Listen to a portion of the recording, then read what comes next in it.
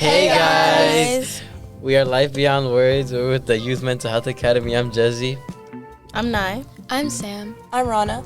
I'm Cameron. And I'm Kendall. On today's episode, we'll be talking about speech disorders, where we have Rana sharing her personal story. Hi. So I have a 9-year-old sister who suffers with brocacephalia. It's a speech disorder caused by a traumatic event. She got it when she was 6 years old due to an accident. She can understand well. She can understand you well, and she can speak. It's just non-fluent, choppy, and she stutters a lot. How does this affect her academics, or her school life? So before the accident, she was very ahead in her academics, but then after it, she started to become, it was harder for her to learn. She started becoming behind in school, and she gets pulled out a lot due to therapy, speech therapy, and for one-on-one activities.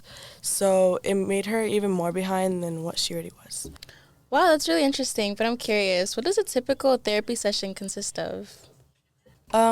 Typical therapy session looks like, well, with Hannah's at least, it's 15 minutes of techniques, which is pretty much just teaching her how to breathe and different breathing techniques. So when she talks, her stutter isn't as prominent as it usually is. And then the last 15 minutes, it's her learning different syllables and how to pronounce some letters, because she also has an impediment. She can't pronounce some letters when she talks. Oh, speaking of my sister's therapist, we actually had the pleasure of speaking with her the other day. We were able to conduct a Zoom meeting with her and ask her a variety of questions and get a professional insight view. We learned a couple of new things, which were how lifestyle change will change depending on the situation. For example, sound changes, they might take a couple of months for the parents to get used to it and try their best to fix the issue.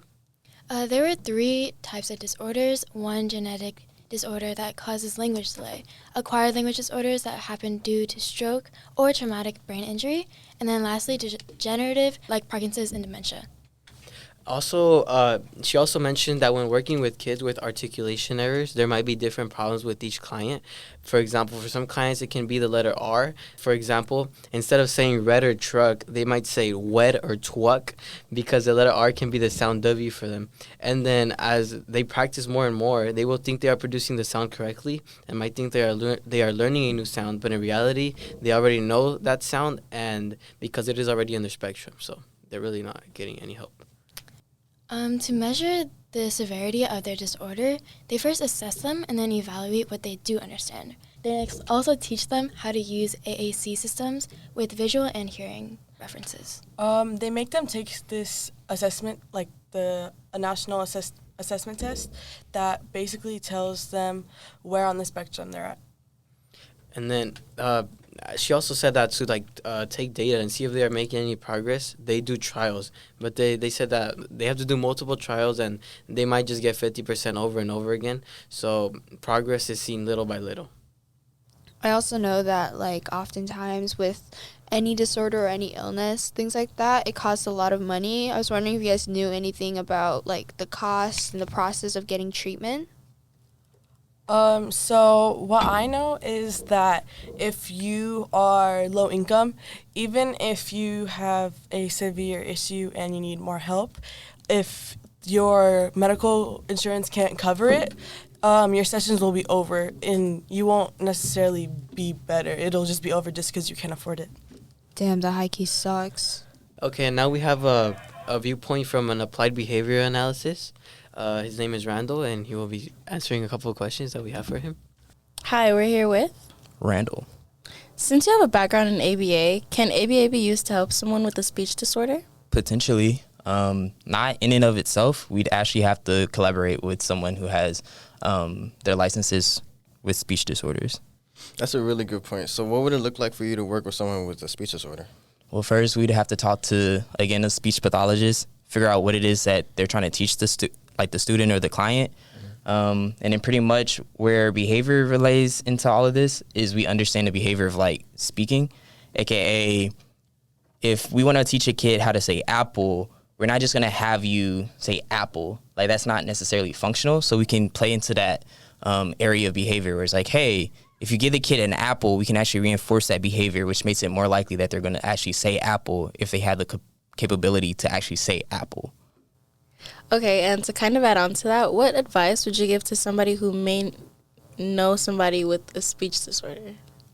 So one of the biggest aspects to keep in mind is, again, that you can learn how to say different words. It may not be as clear and concise as some of our voices and things like that.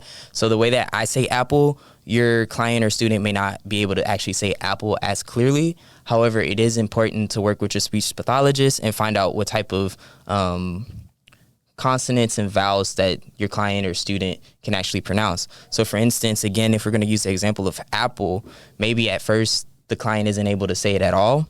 At some point they begin to say ah, then you can reinforce that by essentially giving them an apple. And then as they learn to continue to say maybe more letters and like kind of put those sounds together, and it's like app, you can still reinforce that behavior, because the only issue is if we only look at it from the standpoint of like, oh, we only want to give them the apple when they say apple, they're never going to get the apple, and then that kind of loses the whole functionality of saying apple. A lot of times, even from like quote unquote a typical person that's growing up or learning how to speak, they get reinforced for those little things. Like when a little kid says k, and they're like, oh my gosh, you're talking about the cat. So that type of vibe. Thank you so much. Is there anything you'd like to add in general? I don't think so, not at the moment. Okay, thank you so much for your time. Thank you. Of course, no problem.